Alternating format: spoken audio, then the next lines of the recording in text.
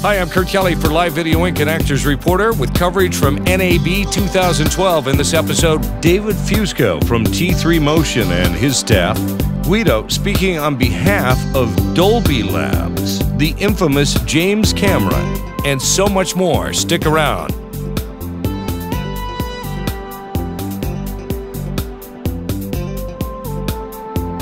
I'm Dennis Wharton, the NAB Executive Vice President of Communications. I'm happy to be here with Kurt Kelly and Actors Reporters, the online service that I never miss.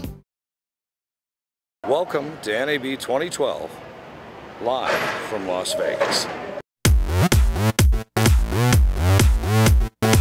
From Las Vegas, it's NAB 2012. Hi, this is Rob Belle-Isle with Toshiba International at the NAB show, and I'm here with Kurt Kelly, an Actors Reporter.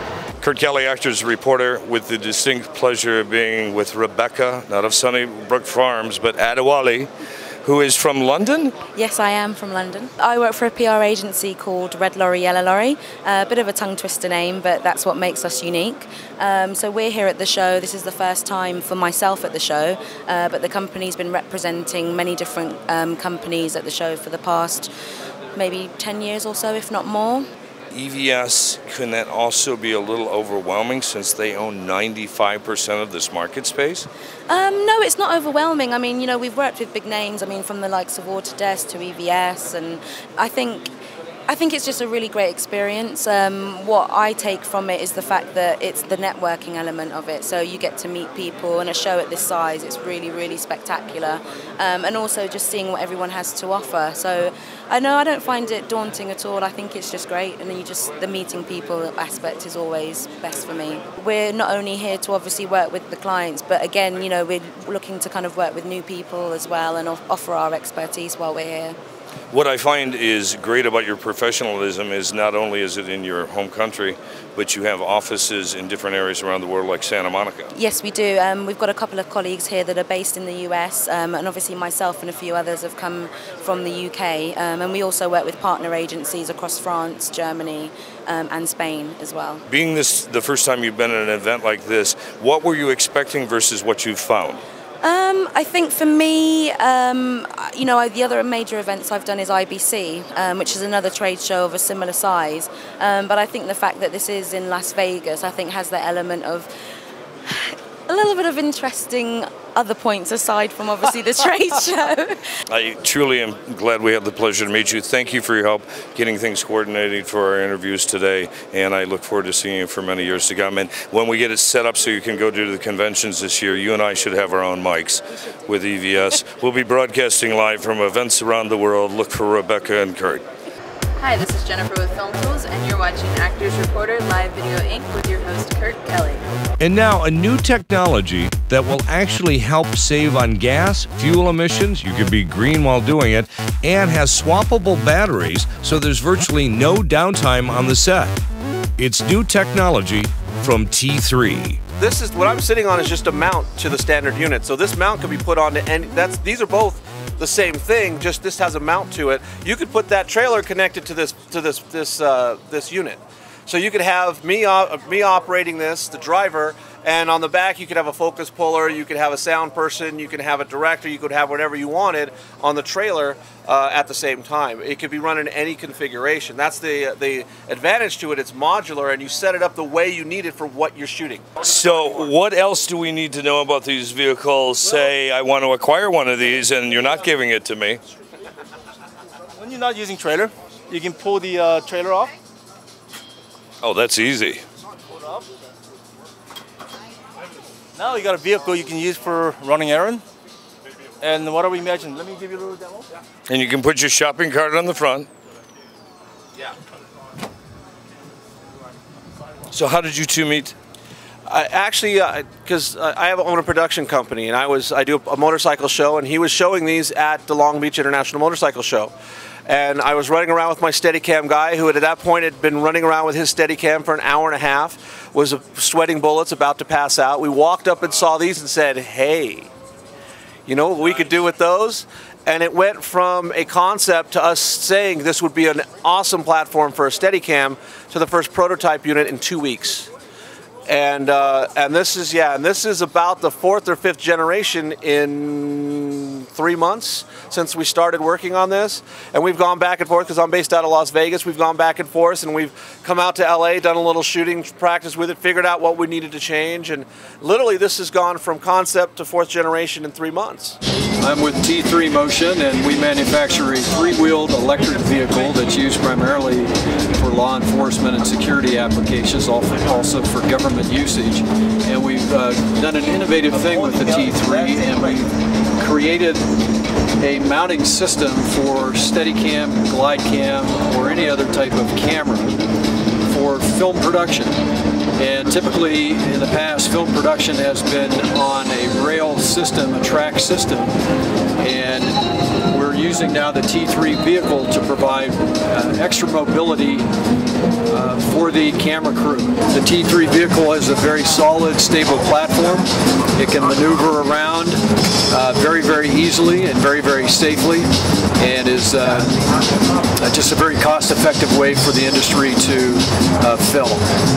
In addition to having the Steadicam mounted on the vehicle, you can also put it on your vest and actually have the camera on you, and you can be off the vehicle, and you can be filming, and then you can sit back on the vehicle, and then again have the operator take you out to where the extra filming needs to take place. Coming up next on our coverage of NAB 2012. We're taking the pre-production process and we're streamlining that work process, making sure that when you come to production and when you come to post-production, you will minimize mistakes, ensuring high quality and cost efficiencies through the project. I'm Linda Kruse, the speaker at the Harmonic booth at the National Association of Broadcasters in Las Vegas 2012. We're here with Actors Reporter and your host, Kurt Kelly, Live Video Inc. Welcome back to the Actors Reporter with Kurt Kelly. I'm Tom Mickovitz here at the South Point. We are going to take the limits high for you. We're here in Vegas and the action is high. Kurt Kelly with Actors Reporter and Live Video Inc. from NAB 2012, and we are with the founder, the CEO, the genius behind a new collaboration production software. Is that correct? More or less correct. I'm the CEO. My name is Daniel Jonnson. I'm from Sweden, based in Budapest. This area of the world, Budapest, becoming a new technology hub? I would very much say so. Hungary has very talented developers, and we have seen a lot of technology industry really deriving from Eastern Europe. It's been great, and we're really seeing the benefit of being based in Budapest now when we're taking our concepts to the global market. So what is the exact concept behind Production Minds? What is that? So this is a cloud-based collaboration and management platform. So we're focusing on pre-production process, and we're taking 3 core elements, which is really collaboration, it's project management and archiving, and we're putting it into one easy-to-use platform. We're taking the pre-production process and we're streamlining that work process, making sure that when you come to production and when you come to post-production, you will minimize mistakes, ensuring high quality and cost efficiencies through the project. So when I'm acquiring a program like this, what size companies would use it? It's really any size, and that's the beauty of our platform. It really goes very well for the small production companies all the way up to the big global co-production companies. Now, are you cross-platform that I could use you on Linux, I could use you on Apple, Windows? Where are your formats? You can use us on any platform. Because of the cloud? Because of the cloud, exactly. And we will have the mobile interface, which means you can access us from wherever you are, whenever you are, 24/7. That's the benefit of the cloud. What is the security risk for me as someone developing intellectual content to ensure that my project is going to be safe in your vault? Well, you can turn that question around and you can ask yourself, how safe is your server room today? And when you have companies like Amazon who are investing a huge amount of not only funding, but also an extreme amount of knowledge into security, I will guarantee that you're a lot safer in the hosting cloud area. Production Minds is a fairly new company. It is a fairly new company. We started about 7 months ago, and we don't have a live product yet. We have done tremendous good progress in terms of development, and that's our focus right now. We will have a beta trial version ready for the public in September, and we are planning on going live with a commercial version in December 2012. So you are possibly even open to some first-time adapters or people who will jump on early to help validate the project? Absolutely, and that's one of the reasons why we are here at NAB, really to get the feedback from the community, to confirm that we're on the right track. And so far, I must say, it's been a very pleasant show for us and a great response from the audience and from the film professionals. Now, what's your background? This is a new company. I'm thinking this is not your first endeavor. I've been in a media-related company before. I started a photo agency based in Budapest. That was a regional photo agency. I built it up over 10 years' time. So yes, I do have some media-related experience. What's the vision for your company over the next 2 to 5 years? We're really looking forward to the launch of the live product at the end of this year.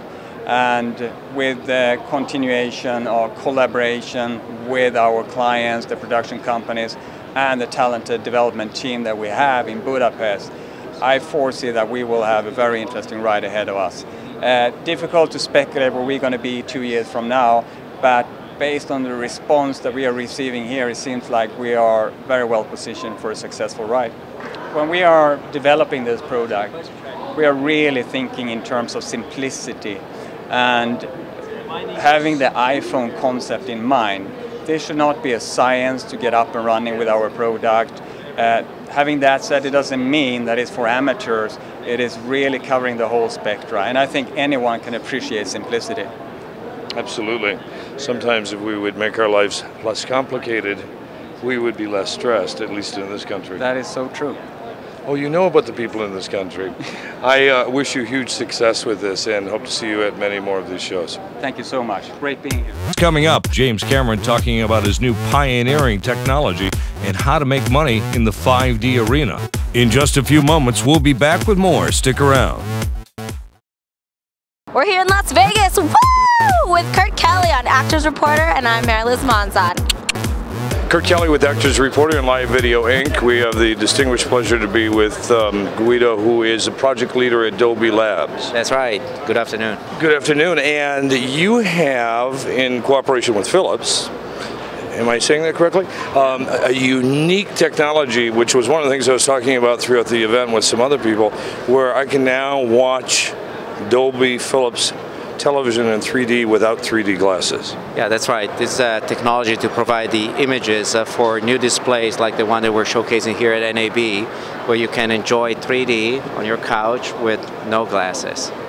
So how is this done?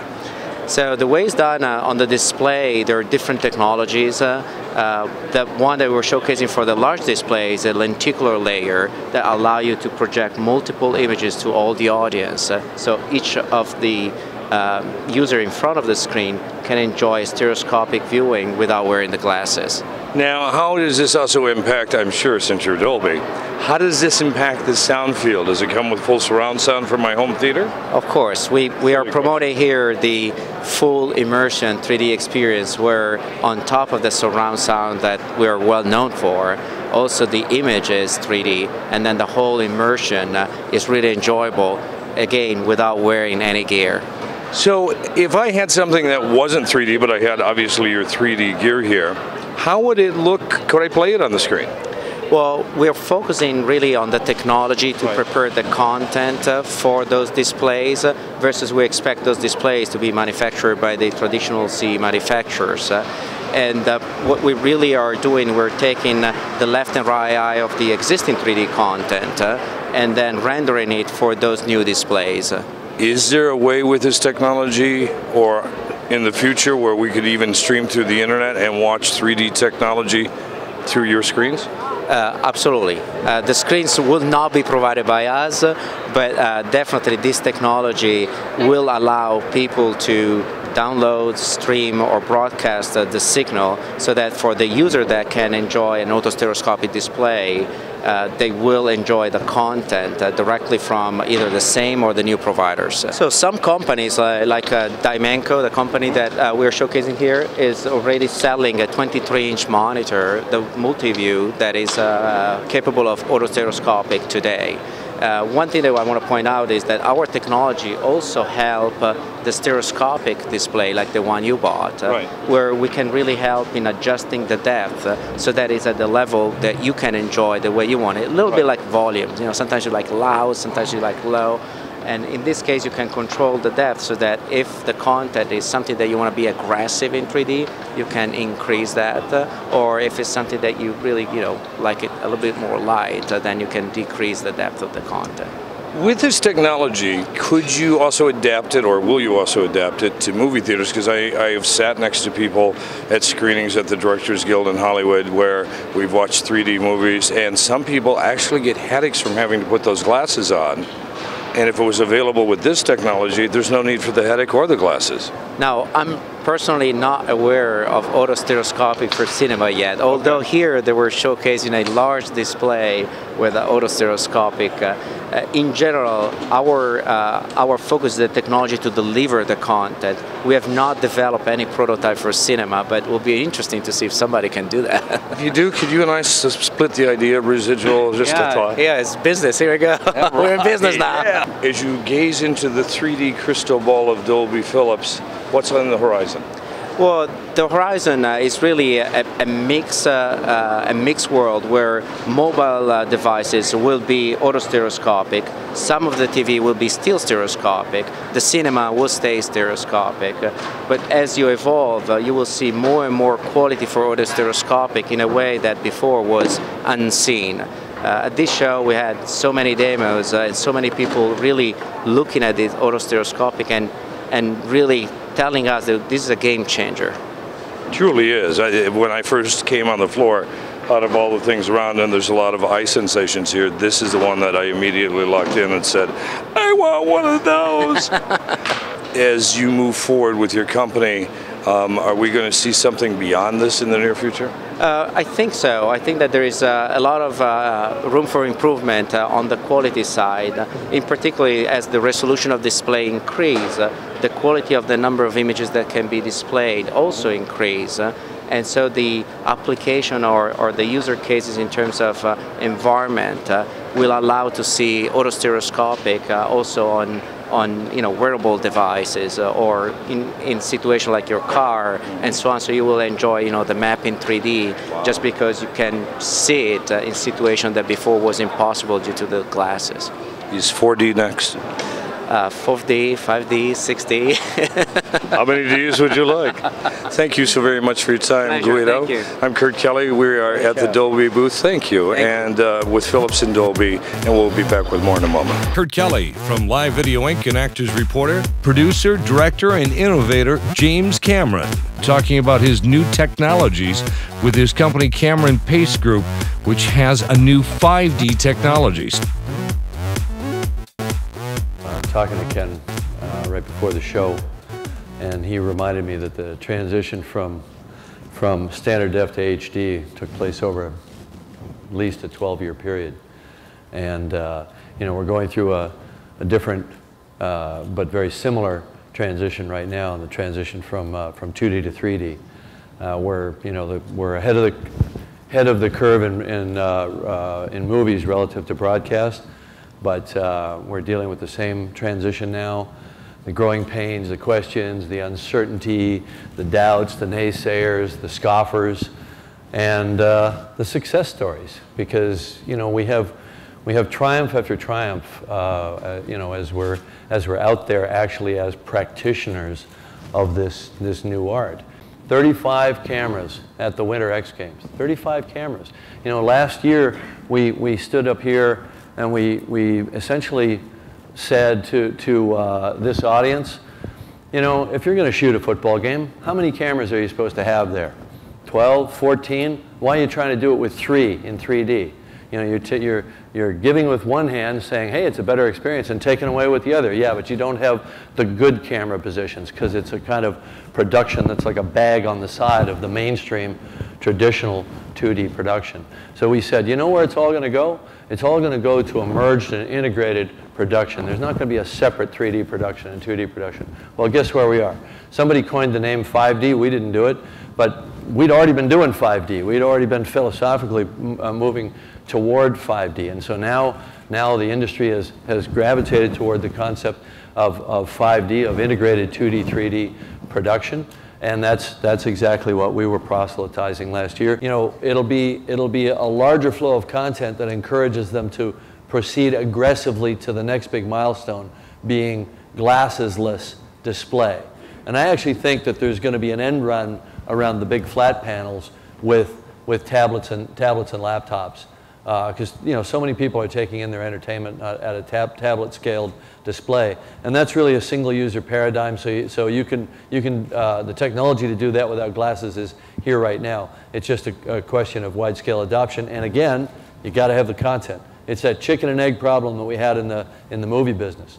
Hi, I'm Allison Williams, here with BEA 2012, representing Kennedy King College from Chicago, Illinois, and you're watching Actors Reporter, Live Video Inc. with your host, Kurt Kelly.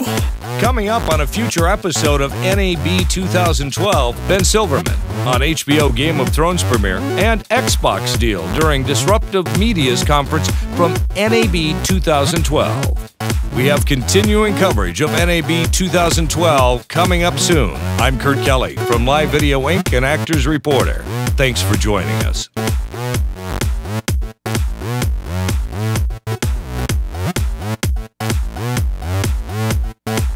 In fact, we have pictures on the internet that we can show you later. There is a $1.95 fee. I see. So, but you two, like Guys Gone Wild? No, I'm the one filming. I'm not in the scene. So yeah. No T3 Gone Wild? No T3 Gone Wild. No. Come on, I want to see you guys like get into the hood with these. Yeah, that's a whole other. We have to go to Chatsworth for that. Oh, that's where T3 gets its motion gone wild.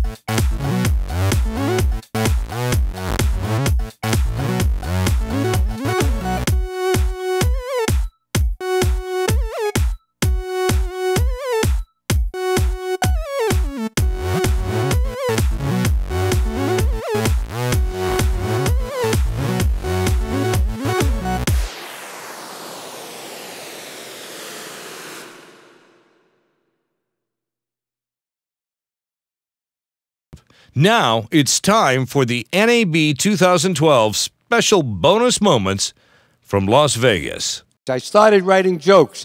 I thought, oh, I write jokes. It was nice. Some guys took my jokes, lit them on fire, and burned them into a guy. That was my first burning rejection I had. But I went from there. They said, no, you got to change. You got to write stories. I wrote the stories, Dick Van Dyke, etc., Lucy, and then they said, no more husband and wife. You need something different. So we did the Odd Couple we got. And every moment we had to do changes to. Then they said, nice family show. So we did Happy Days. I had a character who said, whoa and hey. That was his part. It was so easy to write that. You wrote a whoa or a hey, and he made gestures. And then they said, you know, he's pretty good, that guy. And suddenly he became one of the stars of the show, Henry Winkler, wonderful actor. And then they said, well, we don't have many girls. I said, you got the wrong girls. You got all fancy girls. You need some blue-collar girls. And we did Laverne and Shirley. It was a nice show. It gave my sister a job. My mother left me alone. So there we were.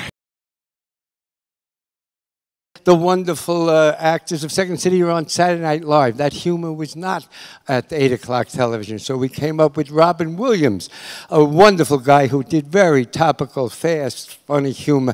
He was a little difficult at first because in those days on Mork and Mindy, the average age of the cameramen were like 82. And they stood like this with the camera. We used 3 cameras. And my main guy was Sam Rose. And he stood there. And Robin came out, and I directed the first time. And I said, okay, let's do it. We had a script. And he ran around the stage. He was all over the place, ad-libbing, doing the script, doing everything. And then I yelled, cut. And I say, "Did you get that, Sam?" He said, "He never came by here." I said, "Sam, the man is a genius." And Sam said, "If he's such a genius, let him hit the mark right here. That's what a genius does." So he adjusted. We got a fourth camera. And that's how we captured Robin. My question is for David Cross. I was wondering, while you've been in town, if you've had a chance to go see Blue Man Group.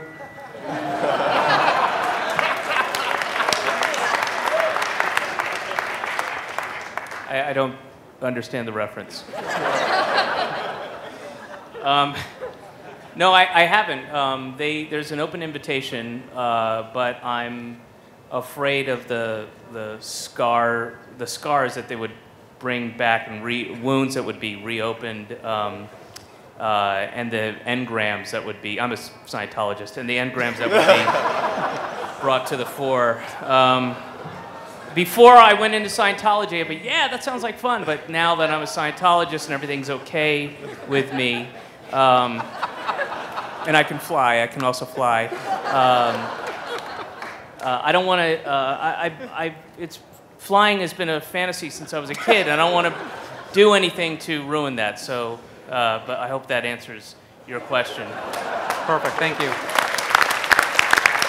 Oh, what a beautiful crowd. This is a big crowd this early in Las Vegas. Yeah, that's true. I forget where we are. Well, congratulations, Betty, and I think everyone wonders after your long and storied career, was it always your dream to be in film and television? No, I started out, I wanted to be a forest ranger, but I did, and back then, all those years ago, girls couldn't be forest rangers. But recently, just last year, the Forest Service made me an honorary forest ranger, so I finally made it. And everybody giggles when I say that, but it was one of the highest honors. I can't tell you what a thrill it is to be an honorary forest ranger, and I'm very, very deeply committed to protecting our wilderness, which is disappearing so fast. As a former senator from Oregon, I thank you for that. We love our wilderness areas. You from a beautiful state. Can you tell us about some of your favorite roles in film and television?